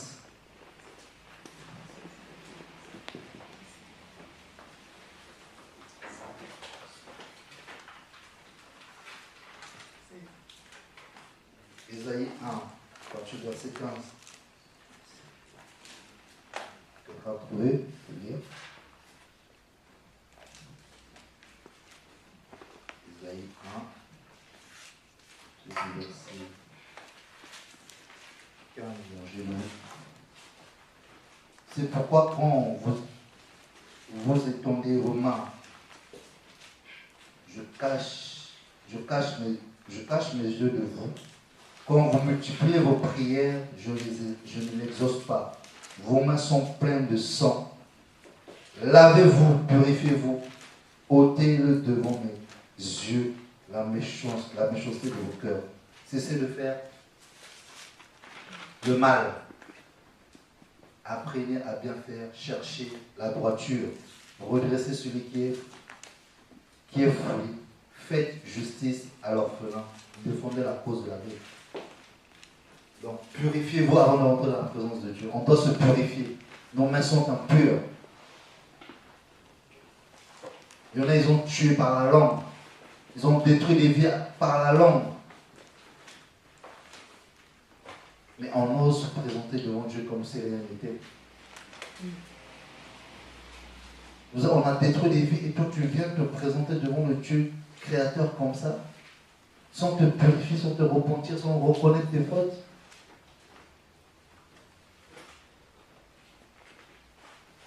C'est pour ça même ceux qui font des avortements, leurs enfants, les enfants crient justice. Parce que si tu ne te repens pas là, l'enfant continuera à crier jusqu'à ce que tu te repens. Il y en a des personnes qui, l'enfant crie encore jusqu'à aujourd'hui. Parce qu'ils ne se sont pas repentis de l'acte qu'ils ont commis, l'avortement. Même si c'est en étant jeune, tu l'as fait, repens-toi. C'est vrai que peut-être tu l'as. Il n'y a pas de justification à cette chose. On ne peut pas justifier l'avortement. Parce que c'est Dieu qui donne. Il y en a qui souffrent pour avoir au moins un enfant. Toi, Dieu te le donne, te fait grâce. Même si c'est dans des circonstances où il ne fallait pas. Mais Dieu te l'a donné quand même. Bénis Dieu.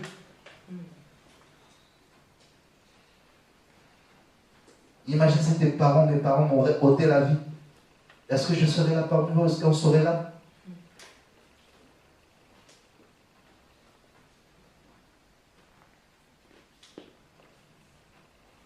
Ésaïe 59.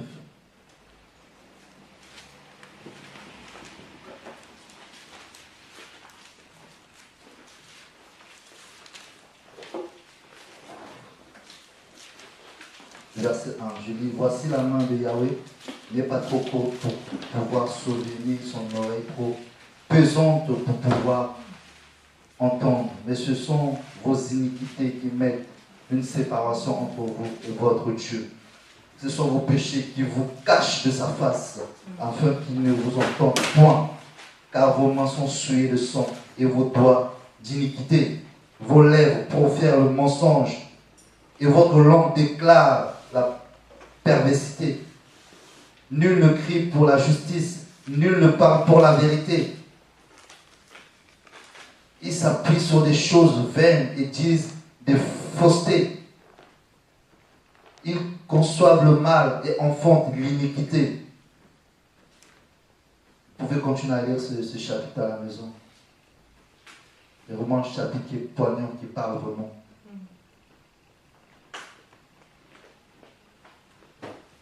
1 Pierre.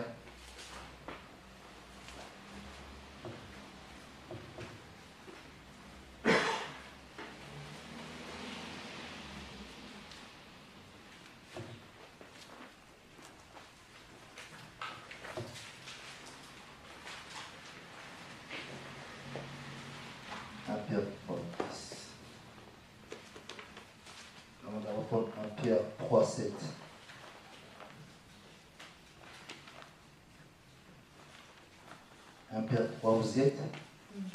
Vous de même, Marie, montrez de la compassion dans vos relations avec vos femmes, comme avec un vase plus fragile, c'est-à-dire féminin. Les traitons avec honneur comme étant aussi ensemble héritiers de la grâce de la vie, afin que vos prières ne soient pas interrompues. Waouh! Pierre il parle aussi au couple. Pour ceux qui sont mariés, bien sûr. Même pour ceux qui veulent se marier. Écoutez vos femmes. Il y a des hommes qui n'aiment pas écouter leurs femmes quand elles parlent. Et vous bloquez vos prières à cause de cela. Vous croyez que Dieu vous a créé aussi. Dieu vous écoute que vous n'écoutez pas votre femme. Dieu se parle à travers la femme. Dieu a créé l'homme et la femme.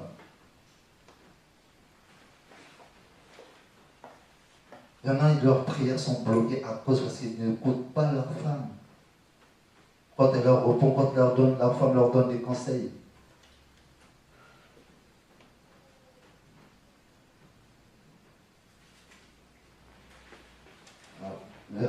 Verset 10.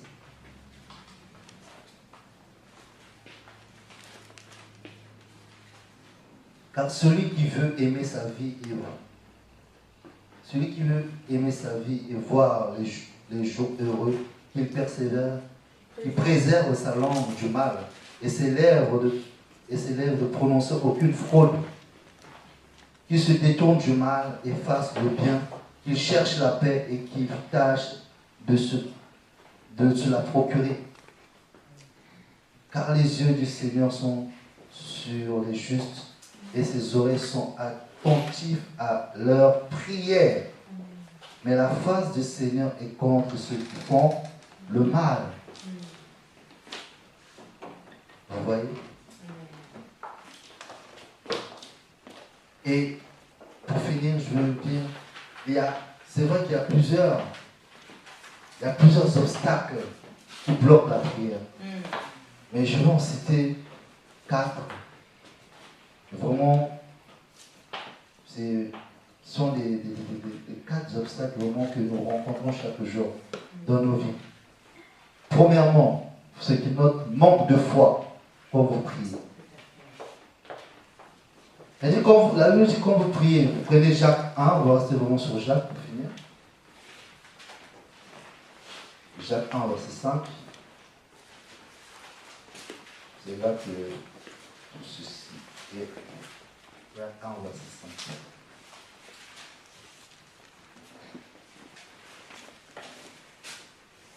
Jacques 1, verset 5, il dit, et si quelqu'un de vous manque de sagesse ou qu'il la demande à Dieu, qu'il la donne à tous libéralement et sans reproche, et elle lui sera donnée. Mais qu'il la demande avec foi, ne doutons nullement, car celui qui doute est semblable au flot de la mer, agité et poussé ça et là par le vent. Qu'un tel homme ne s'attende pas à recevoir quelque chose du Seigneur. Donc, premièrement, l'obstacle qui bloque, c'est nos prières, manque de foi. Parce qu'on n'a pas foi quand nous prions, par exemple, sur quelque chose, on manque de foi. Et c'est pour cela que ces choses n'accomplissent pas. Pourquoi vous n'avez pas mis la foi sur ça? Parce que souvenez-vous, la Bible dit que la foi est une ferme assurance. C'est des choses qui n'existent pas.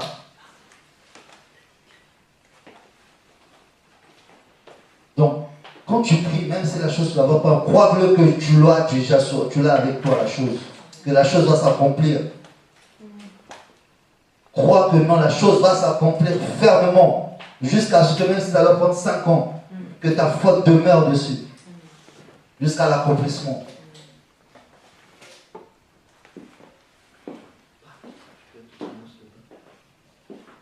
Et deuxième, manque d'amour. 1 Jean 3. 1 Jean 3, quelqu'un peut le prendre vite, s'il vous plaît.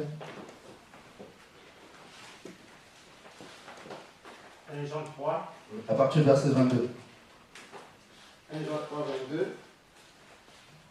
Quoi que ce soit que nous demandions, nous les recevons de lui. Parce que nous gardons ses commandements et nous faisons ce qui lui est agréable.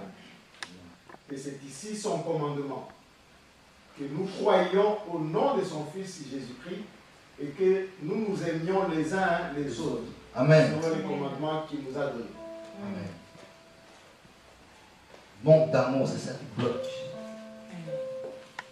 Troisièmement, manque d'humilité. Jacques 4. À partir du verset 2.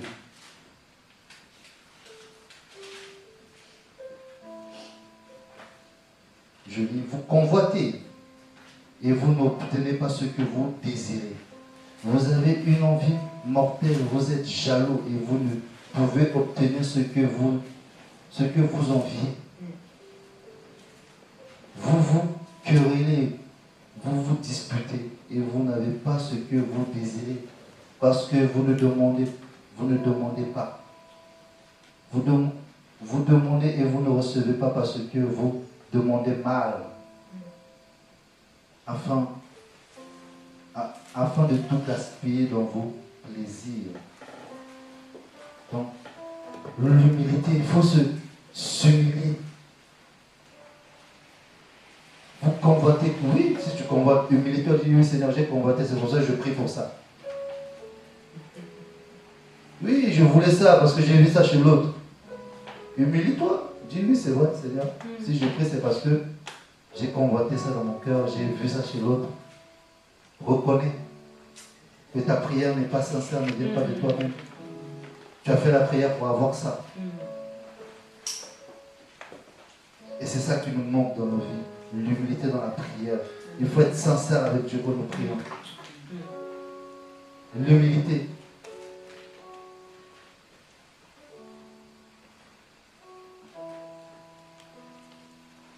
Jacques 4, 6, je continue au verset 6.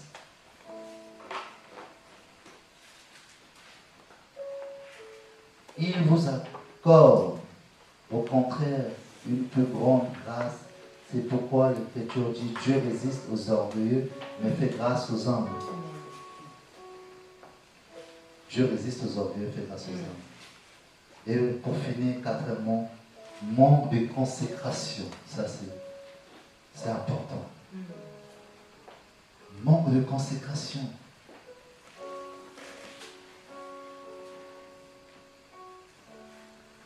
Manque de consécration. Vous demandez et vous ne recevez pas parce que vous demandez mal afin de tout gaspiller dans vos plaisirs. Hommes et femmes, adultères, ne savez-vous pas que l'amitié du monde est inimitié contre Dieu? Celui donc qui veut être ami du monde se rend ennemi de Dieu. Consacre-toi aux choses du Seigneur. Ne te consacre pas aux choses de ce monde. La consécration. Si tu ne te consacres pas, ta prière ne sera pas efficace. La Bible dit bien, Église et l'Ecclésia, si tu veux, sortez hors, mise à part. Tu es appelé à être à part pour servir le Seigneur. À te consacrer pour lui. Consacre-toi afin que ta prière soit efficace. Si tu ne te consacres pas à Dieu de tout ton cœur, de tout ton être entièrement, tu ne peux pas être efficace. La consécration, c'est important dans la vie d'un enfant de Dieu. Homme ou femme, enfant, c'est pareil. Ne t'attache pas aux choses de ce monde. Attache-toi à Dieu. Car les choses de ce monde ne peuvent pas t'apporter la solution.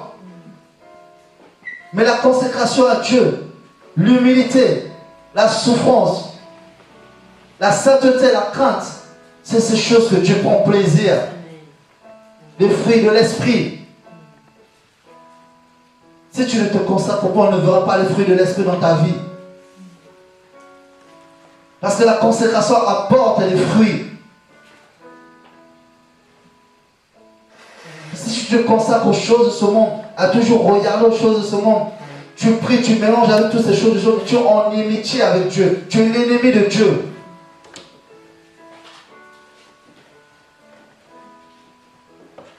prière motivée par la foi, l'amour, l'humilité et la consécration est une prière qui a une grande valeur devant Dieu et une grande efficacité spirituelle dans ta vie. Si tu unis toutes ces choses dans ta vie, tu vas grandir spirituellement. La foi, l'amour, l'humilité et la consécration. Et tu grandiras. Consacre-toi, humilie-toi devant ton Dieu. Chaque jour, consacre-toi. Mets-toi à part pour Dieu. Tu as un temple pour le Seigneur. Tu as une habitation où le Seigneur lui-même, Dieu habite en toi. Donc tu dois te consacrer. Mets-toi à part, mon ami. Mets-toi à part, mon frère, ma soeur, pour le Seigneur. En fait, d'être un instrument dans ta famille. Si Dieu nous a sortis de nos familles, c'est pas parce qu'on était mieux que eux, non. Parce qu'il veut que nous puissions nous mettre à part pour eux, prier pour eux, nous consacrer pour eux. Consacre-toi jour et nuit dans la prière. Pour l'œuvre, pour que ta famille vienne au Seigneur. Nous devons nous consacrer jour et nuit. Prière dans la parole. En fait d'être affermé, en fait de grandir spirituellement. Beaucoup ne grandissent pas parce qu'ils ne sont pas consacrés à Dieu. Ils sont venus à Dieu mais ils ne veulent pas aller plus loin. Mais la conversion, c'est pas ça. La conversion, c'est pas ça. La conversion sur Dieu, c'est d'aller encore de gloire en gloire. La Bible dit, mon serviteur montera. Comment veux-tu monter si tu ne te consacres pas?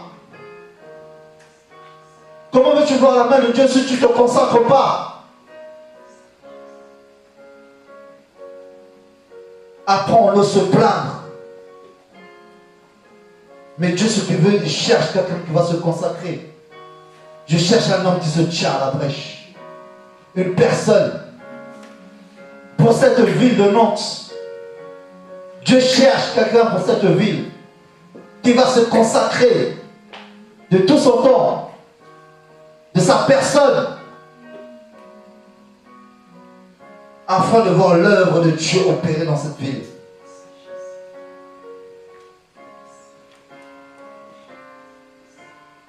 Oh Dieu, Seigneur, merci, merci. Oui, quand je t'ai dit tout à l'heure.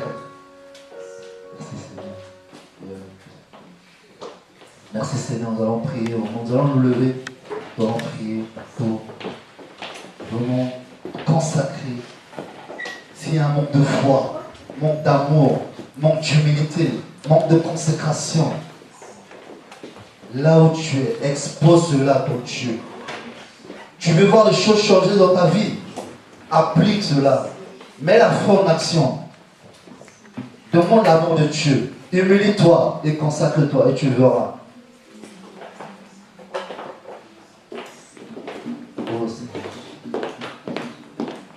Oh Seigneur, oh Jésus, merci pour ta grâce. Oh Dieu, merci pour ta grâce. Oh my God, hallelujah.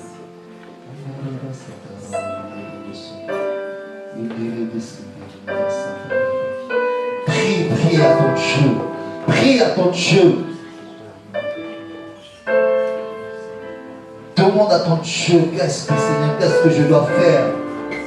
Comme Paul va dire, Seigneur, que veux-tu que je fasse pour toi? Si ça ne va pas dans ta vie, crie à ton Dieu. Si tu veux voir un changement dans ta vie, crie à ton Dieu. On te glorifie. Oh Seigneur, merci pour ta présence, Seigneur. Merci pour ta présence sur ce lieu, Père. Merci pour ta présence sur ce lieu, Yahweh.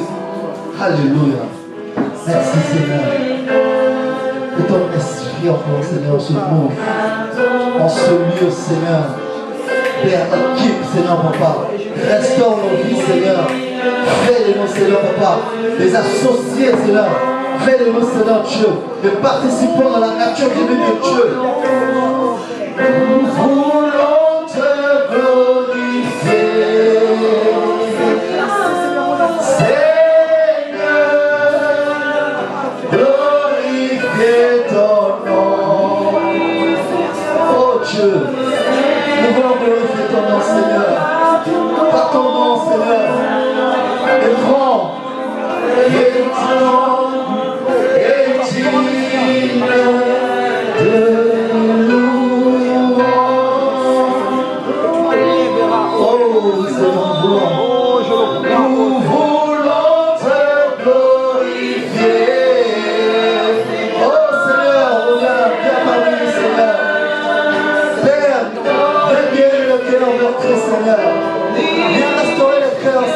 Dieu. Viens opérer, Seigneur, Papa, au milieu de nous, Seigneur. Restaure nos vies, Seigneur, Papa. Change-nous, Seigneur. Transforme-nous, Seigneur. Apprends-nous comment nous devons nous approcher de toi. Comment nous devons nous approcher de toi. Oh, nous voulons te glorifier. Oh, Seigneur, restaure les cœurs maintenant. Seigneur, restaure ton cœur. Dieu, restaure ton cœur. Femme, Dieu, restaure ton cœur. Femme, Dieu, restaure ton cœur. Oh, ma grâce.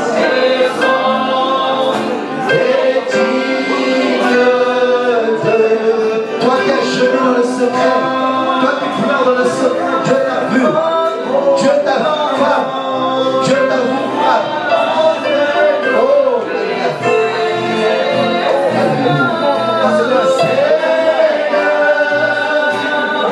glorifiez ton nom.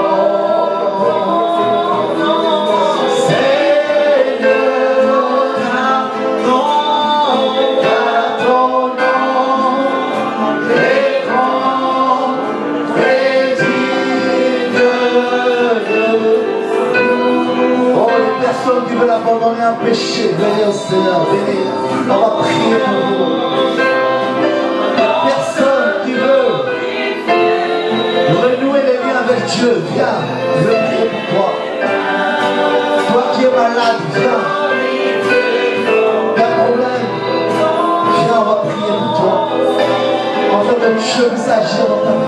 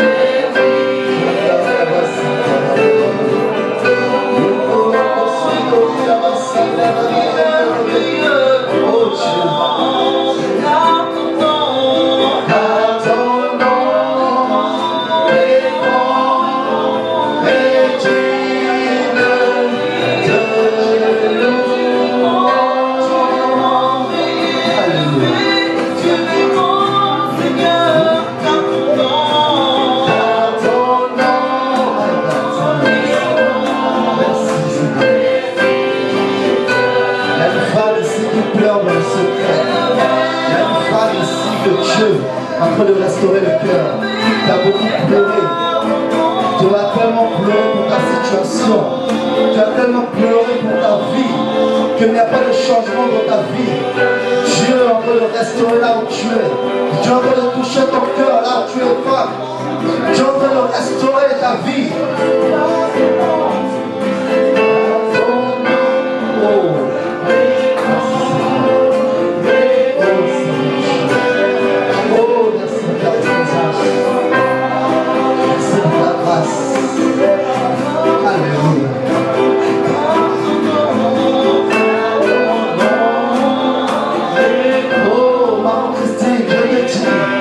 Consacre-toi encore pour moi.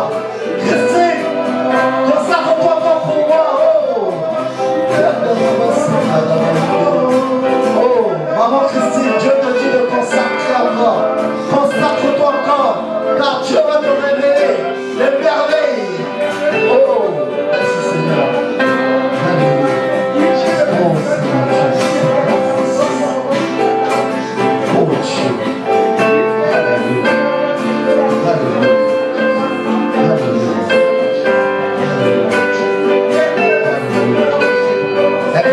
problème de dos ici, un mal de dos.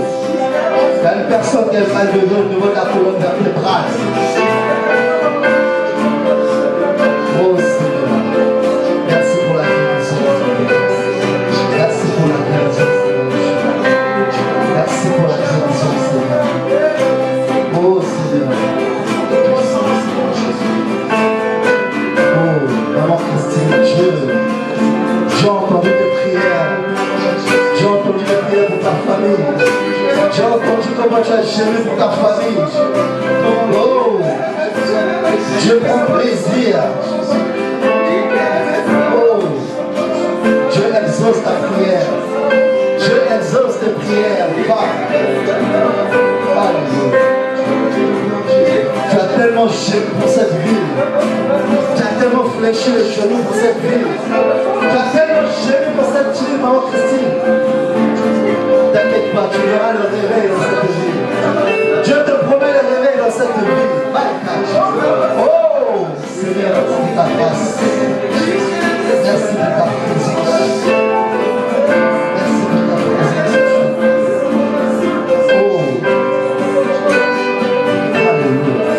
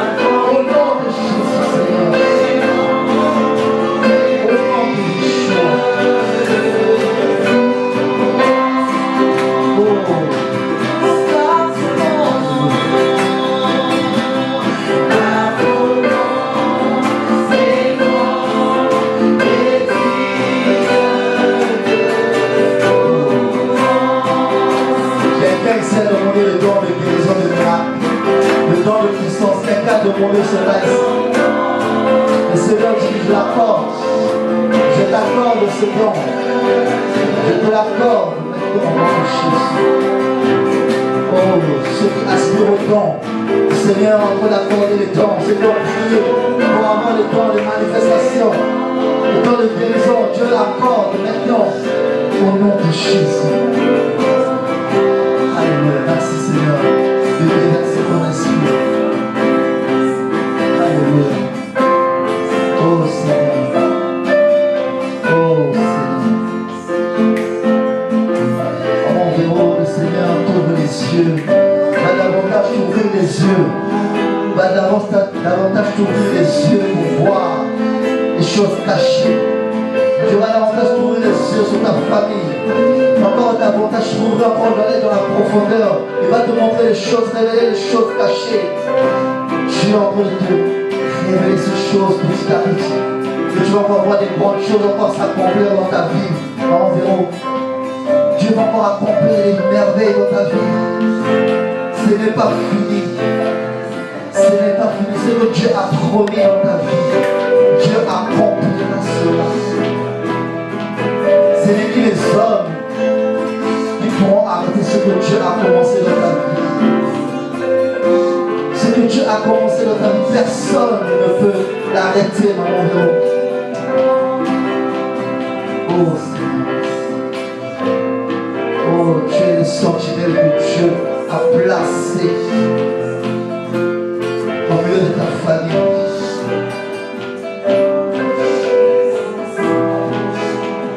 Dieu te met ce fardeau de porter ta famille. Dieu t'a mis ce fardeau. Oh Seigneur,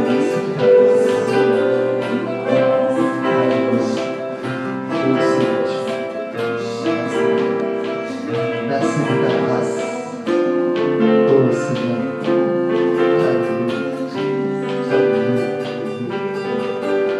Oh, je vois beaucoup de femmes autour de toi, maman Véro. Beaucoup de femmes autour de toi, maman Véro. Tu as appelé à aider les femmes, à être des femmes vertueuses. Aider les autres. Ne minimise pas la grâce de Dieu, le don que Dieu a mis en toi. Tu es une femme que Dieu prend plaisir à regarder. Oh Seigneur.